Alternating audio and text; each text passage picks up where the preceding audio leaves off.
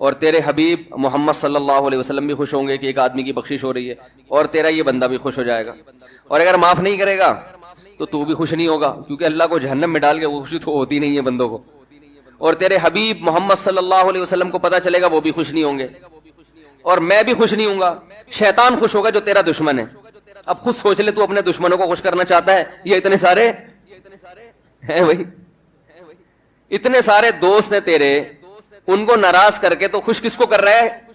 اپنے تو جو تیرا بھی دشمن ہے, میرا بھی دشمن, اور تیرے حبیب محمد صلی اللہ علیہ وسلم کا بھی دشمن ہے. تو دیکھو کیسے الفاظ ہیں اس کے. تو ایسا کہ بظاہر بخشش کے علاوہ کا آپشن چھوڑا ہی نہیں. کیا خیال ہے؟ حجاج ابن یوسف بڑا ظالم تھا, بڑا ظالم. موت کا جب وقت آیا, تھے یہ لوگ ایمان والے, چاہے ظالم تھے, بدعمل تھے, لیکن اللہ پر ایمان بہرحال رکھتے تھے. ان کو پتا تھا کہ میں غلط کر رہا ہوں. جب موت کا وقت آیا تو کہنے لگا کہ اے اللہ لوگ کہتے ہیں کہ تو مجھے نہیں بخشے گا, لوگ کہتے ہیں کہ میرے جیسے گناہگار کو تو نہیں بخش سکتا. بڑے عجیب الفاظ ہیں, اللہ کی رحمت کو جوش دلا رہا ہے کہ تو ایسا کر کے دکھا دے, یعنی کچھ ایسا کر کے دکھا دے کہ جو تیرے بارے میں لوگ گمان کر رہے ہیں وہ گمان کیا ہو جائے. یہ بالکل ایسے ہے جیسے کوئی بہت بڑا سیٹ ہو, آپ اس سے بہت زیادہ بڑا قرضہ مانگنے کے لیے جائیں جو کہ عام طور پر نہیں ملتا, لیکن آپ اس کو جوش دلا رہے ہو کہ لوگ کہتے ہیں کہ تو اتنا بڑا قرضہ نہیں دے سکتا, تو آج تو اپنی سخاوت دکھا دے کہ میں اتنا بڑا قرضہ بھی دے سکتا ہوں. تو مرتے ہوئے کیا کہنے لگا کہ اللہ یہ پبلک کہہ رہی ہے کہ تو مجھے نہیں بخش سکتا, یعنی یہ تیری رحمت کو چیلنج کر رہی ہے کہ اتنے بڑے گناہگار کو نہیں بخشے گا اللہ, تو آج کیا کر لے, تو یہ دکھا دے اپنی رحمت سے کہ میں اتنے بڑے گناہگار کو بھی معاف کر سکتا ہوں. اب پتہ نہیں اللہ نے معاف کیا نہیں کیا, وہ تو اللہ کا معاملہ اور حجاج بن یوسف کا معاملہ, لیکن علماء کہتے ہیں یہ اس نے الفاظ بڑے ڈینجرس کہے ہیں مرتے وقت. ڈینجرس کا مطلب یعنی دوسرے معنی میں ایسے ہے کہ اس نے اللہ کی عرش کو ہلا دیا ہوگا. اللہ کو مانگنا اتنا پسند ہے. پہلی بات تو یہ ذہن میں رکھیں کہ اس سے بڑی کوئی عبادت نہیں ہے دعا سے, اور دعا سے مشکل کوئی عبادت نہیں ہے. نماز پڑھنا آسان ہے, زکوٰۃ دینا آسان ہے, روزہ رکھنا بھی آسان. سب سے مشکل کام کیا ہے؟ دعا مانگنا. اسی وجہ سے ہم نے جن لوگوں کو دیکھا کہ وہ واقعی دیندار ہیں, اللہ والے ہیں, ہم نے صرف انہی کو دعائیں مانگتے ہوئے دیکھا ہے. عام لوگوں کو ہم نے دعاؤں کو اتنا فوکس کرتے ہوئے نہیں دیکھا. وہ دوسری چیزوں کو زیادہ فوکس کرتے ہیں, دعاؤں پہ زیادہ زور نہیں ہوتا ان کا. وظیفوں پہ تو ہوگا صبح شام, یہ والا اتنی دفعہ, وہ والا اتنی دفعہ, وہ بھاگ گئی واپس آ جائے اس کے لیے اتنی دفعہ, وہ جا نہیں رہی اس کے لیے اتنی دفعہ. یہ وظیفوں پہ تو ہوگا زور. ایسے ہوتا ہے نا ہاتھ اٹھا کے اللہ سے گڑگڑا کے مانگا جائے, یہ چیزیں کم. میں جب حج پہ گیا تو اپنے شیخ مرشد کے ساتھ تھا. پہلے ہی ہم نے ان کو دیکھا تھا, بہت زیادہ دعائیں مانگتے ہیں, وہ بہت زیادہ ان کا دعاؤں میں دل لگتا ہے, بہت دعائیں مانگتے ہیں. تو مجھے کسی نے بتایا کہ یہ جب بیت اللہ کو دیکھتے ہیں تو اتنی لمبی دعا مانگتے ہیں کھڑے کھڑے کہ تم ان کے ساتھ ٹھہر نہیں سکتے. میں نے کہا کیوں نہیں ٹھہر سکتے, ہم جوان ہیں, ان کی عمر زیادہ ہو گئی اور ان کو کچھ بیماریاں بھی ہیں.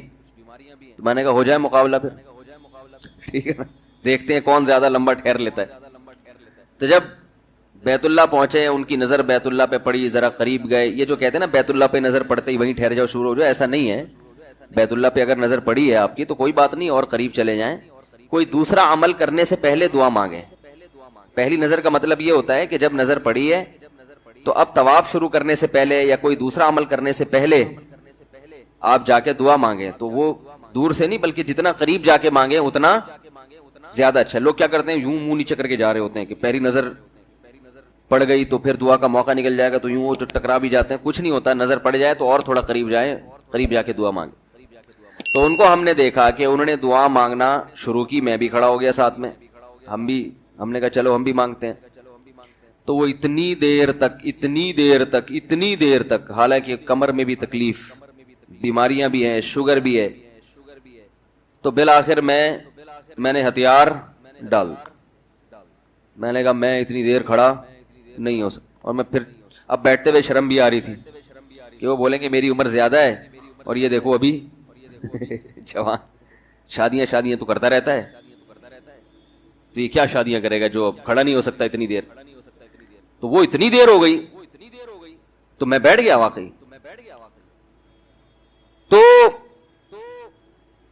کئی ایسے ہمارے اکابر گزرے ہیں، بزرگ گزرے ہیں، 1 گھنٹہ 2 گھنٹہ 3 گھنٹہ. مرکز میں، تبلیغی مرکز میں کسی نے بتایا کہ ایک بزرگ کو میں نے دیکھا صبح اشراق کے وقت دعا مانگنا شروع کی ہے اور ظہر کی نماز میں اٹھے. اشراق کے وقت دعا مانگنا شروع کی اور کب اٹھے؟ یہ وہ لوگ تھے جن کا دعاؤں میں دل لگتا تھا. اب بتائیں دعا مشکل عبادت ہے یا نہیں ہے؟ حضرت عمر رضی اللہ تعالی عنہ کا قول ہے، فرماتے ہیں کہ مجھے اس بات کی پرواہ نہیں ہوتی کہ میری دعا قبول ہو رہی ہے کہ نہیں ہو رہی، مجھے اس کی فکر رہتی ہے کہ دعا مانگنے کی توفیق مل رہی ہے کہ نہیں مل رہی. کیونکہ اللہ جب ناراض ہوتا ہے نا کسی سے، مانگنے کی توفیق چھین لیتا ہے اللہ تعالی. اور مانگنے کی توفیق دی ہوئی، اس کا مطلب اگر ناراض ہے بھی تو اتنا زیادہ نہیں ہے، تھوڑا بہت ہے، وہ تلافی چاہتا ہے کہ آپ کر لو. مانگنے کی توفیق ملنا اس کی علامت ہے کہ اللہ اگر ناراض بھی ہے تو بہت زیادہ نہیں روٹھا ہوا، بلکہ اس نے سوری کا آپشن دیا ہوا ہے کہ چلو مانگ کے اپنا منا لو، مجھے کسی بھی طریقے سے راضی کر لو. دعا کا اس قدر فائدہ ہوتا ہے انسان کو، اس قدر فائدہ ہوتا ہے، آپ مانگنا شروع کریں زندگی چینج ہونا شروع ہو جائے گی، آپ کی زندگی میں تبدیلی آنا شروع ہو جائے گی. جتنا تعلق اللہ کے ساتھ دعا کے ذریعے بنتا ہے اتنا تعلق کسی اور چیز سے نہیں بنتا. دیکھو کسی سے دوستی کرنا چاہتے ہو، دوستی کا سب سے بہتر طریقہ کیا ہے؟ اس سے گپ شپ شروع کر دو. یہی طریقہ ہے نا بھائی. آپ کا دوست کون ہے؟ وہ جس سے آپ کی گپ شپ زیادہ ہوتی ہو، اسی سے دوستی ہوگی نا. اب آپ بتا رہے ہیں یہ میرا جگری دوست ہے، بہت پرانا دوست ہے. میں پوچھوں گا آپ سے بھائی یہ دوستی کیسے ہوئی؟ یہ دوستی بھائی ایسے ہوئی کہ میں جس کالج میں پڑھتا تھا وہیں یہ بھی یہی پڑھتا تھا. تو کیا کرتے تھے آپس میں؟ کوئی بات چیت ہوتی تھی؟ بات چیت تو نہیں ہوئی کبھی زندگی میں. تو پھر دوستی کیسے ہو گئی؟ پڑھتے تو بہت سارے لوگ ہیں. دوستی کے لیے سب سے پہلی چیز کیا ہے؟ بات چیت. دعا میں انسان بات چیت شروع کر دیتا ہے کس کے ساتھ؟ اللہ کے ساتھ. تو اللہ اور بندے کا کنیکشن مضبوط ہونا شروع ہو جاتا ہے. اس لیے اہل اللہ کو تو اس کی پرواہ نہیں ہوتی کہ میری دعا قبول ہو بھی رہی ہے کہ نہیں ہو رہی ہے. وہ کہتے ہیں ہمیں مانگنے کی توفیق مل رہی ہے. معذرت کے ساتھ تھوڑی میں ابیوز لینگویج استعمال کرتا ہوں کہ بھاڑ میں جائے قبول ہونا، ٹھیک ہے نا. ہمیں تو اس بادشاہ کے دربار میں ہاتھ پھیلانے کی توفیق مل رہی ہے، بس ہمارے لیے اتنا کافی ہے، تعلق بحال ہے ہمارا اس سے.